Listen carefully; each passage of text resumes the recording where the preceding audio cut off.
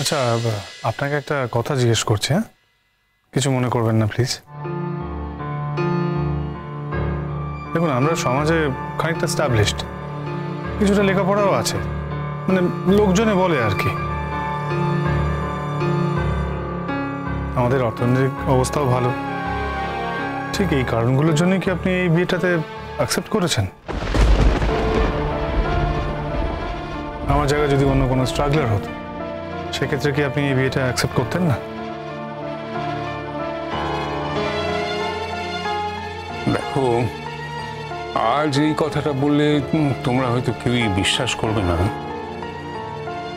কিন্তু আমি আমার ছোট মেয়েকে খুব ভালোবাসি। বরাবরই বাসতাম, কিন্তু আমার নিজের মধ্যে কিছু গণ্ডি ছিল। আমি কোনোদিন সেই গণ্ডি ছেড়ে বেরোতে পারিনি। তিতিরের বিয়ের পর থেকে আমি চেষ্টা করছি একটু একটু বেরোনোর। আর তারপরে এই মোহরের কথাটা শুনলাম, ওর পরীক্ষার ফল টলে জেনেছি। সত্যি কথা বলতে কি, মোহর আমাকে একেবারে জব্দ করে দিয়েছে। ও প্রমাণ করে দিয়েছে যে ওই ঠিক ছিল।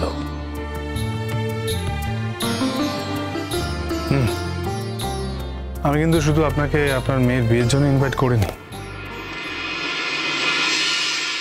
আপনার মেয়ে যে শুধু বিয়ের জন্যই মুখিয়েছিল সেরকম কিন্তু নয়। ও লেখা পড়া করে নিজেকে দাঁড় করিয়েছে, আর যে কন্ডিশনে ও লেখাপড়া করেছে, আপনি যেভাবে যে অবস্থায় ওকে দূরে সরিয়ে দিয়েছিলেন, অন্য কেউ হলে আমার মনে হয় না যে এভাবে ঘুরে দাঁড়াতে পারত। এটা শুধুমাত্র পেরেছে ও মোহর বলে। স্টিল আপনি মোহরের বাবা, ওর জয়ের দিনটাও আপনার দেখা দরকার। তাই আপনাকে আমি ইনভাইট করতে বলেছিলাম আমার মাকে। তুমি আমাকে আরো তিরস্কার করতে পারো বাবা। এই না না, আপনি কি বলছেন? এটা তিরস্কারের কথা নয়, এটা বিশ্বাসের কথা। It's about trust. আমি যে শুনে কত খুশি হয়েছি তোমায় কি বলবো বাবা। তিতির আমাকে আগেই একটু আভাস দিয়েছিল, কিন্তু আমি বোধহয় বিশ্বাস করতে ভয় পেয়েছিলাম। কেননা আমার মেয়ের কপাল যে এত ভালো হবে আমি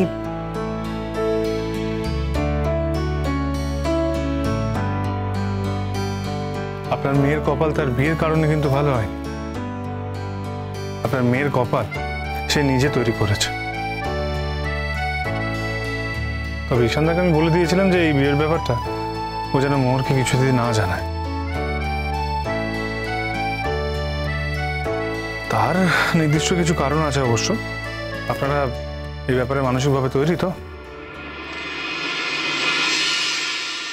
আমরা কিছু বলবো না, আমরা শুধু বলবো যে তোমার বিয়ে নিমন্ত্রণ পেয়েছি আমরা তোমার মায়ের কাছ থেকে।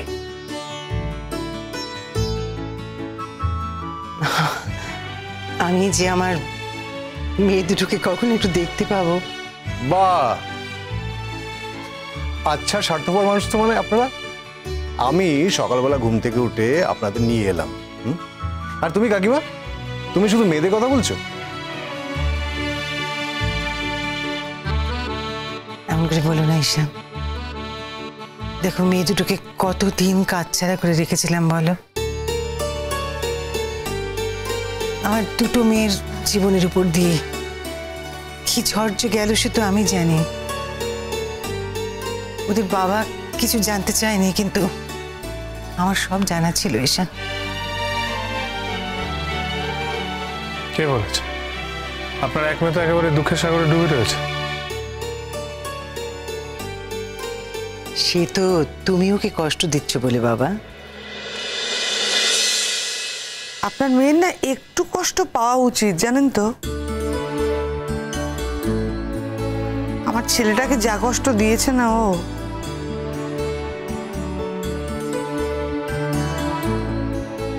ওইরকমই একটু খ্যাপা আছে।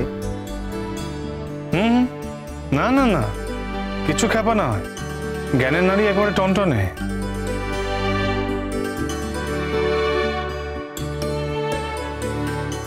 আপনার সঙ্গে আমার আলাপ হয়নি। উনি শঙ্কর বাবা, আদিদেব রায়চৌধুরী। আগে আপনার সঙ্গে আমার আগে আলাপ হয়নি, তাহলে তো সেটা আর আলাপ থাকতো না, প্রলাপে পরিণত হতো, ভয়ঙ্কর ঝগড়া করতাম আপনার সঙ্গে আমি।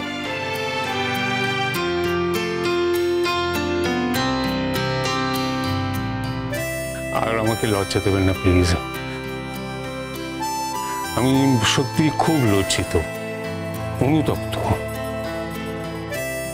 ঠিক আছে ঠিক আছে, আজ আর অনুতাপের কিছু নেই, লজ্জারও কিছু নেই।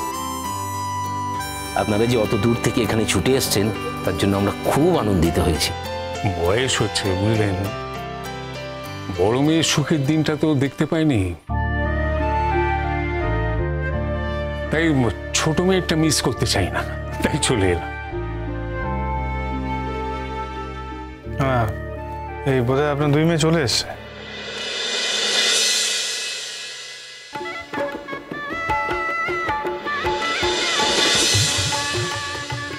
হ্যাঁ হ্যাঁ, ওরাই আসছে বোধহয়, একটা গাড়ি ভাড়া করেছে তো।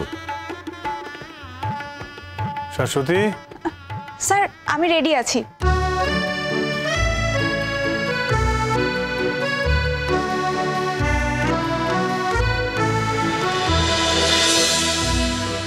কতদিন পর মেয়েটাকে দেখবো, অথচ অথচ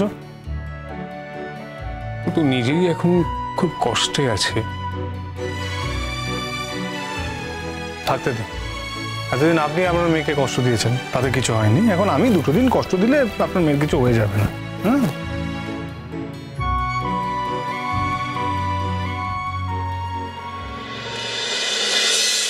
কিরে মোহর, এত দেরি করলি কেন? শাশ্বতী তুই? হ্যাঁ, স্যার তো আমাকেও ইনভাইট করেছেন।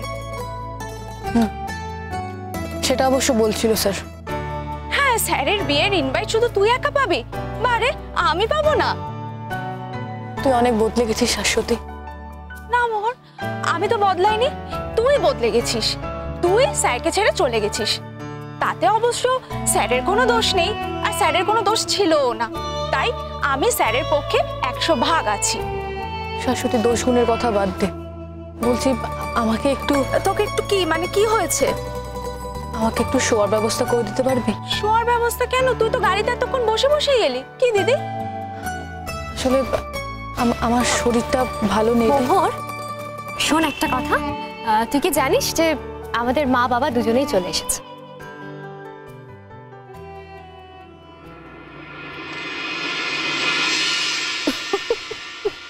চেনা ঘর বাড়ি, চেনা চৌকাঠ, চেনা ঘর বাড়ি, চেনা চৌকাঠ, পেরিয়ে গন্ডি, চেনা পথঘাট, স্বপ্ন ডানায় মেলেছে উড়ান, রাত ছুঁয়ে জাগে ভোর। আমি যাই মেয়ের কাছে। অত আধিক্যতা করার তো কিছু নেই, মেয়েকে আসতে দিন। কতদিন, কত বছর পর মেয়েটাকে দেখবো। হ্যাঁ, না দেখে তো দিব্যি ছিলেন। দিব্যি ছিলাম না বাবা, ভেতরে ভেতরে একটুও ভালো ছিলাম না।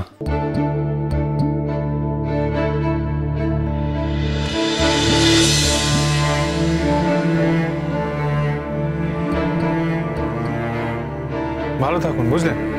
আরো ভালো থাকার অভিনয় করুন। আপনার মেয়ে কিন্তু এদিকেই আসছে।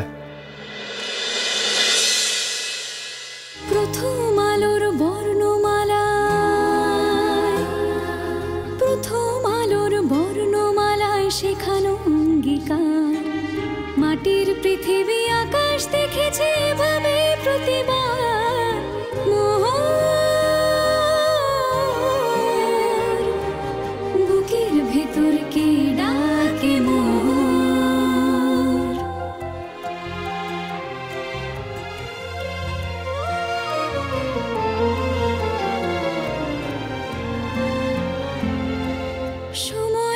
আছে সময়ের মতো। দিদি, বাবা আসবে আমি একদম ভাবতে পারিনি রে। স্বপ্ন বুনছে রোজ, বাবা কি আর শঙ্কর রায়চৌধুরীর বিয়ে দেখতে এসেছে? বাবা এসেছেন আমাদের দেখতে, আমাদেরকে দেখার জন্য। বাবা ভেতরে ভেতরে ছটফট করছিল, তন্য পেয়েছে, ব্যাস আসার একটা সুযোগ পেয়ে গেছে বলতে পারিস। বাবার শরীরটা এমন খারাপ কেন হয়ে গেছে? বাবাকে ঠিকঠাক খাওয়া দাওয়া করে না? সেটা তুই জিজ্ঞেস করিস। চল। নতুন আলো একে ডাকে মন।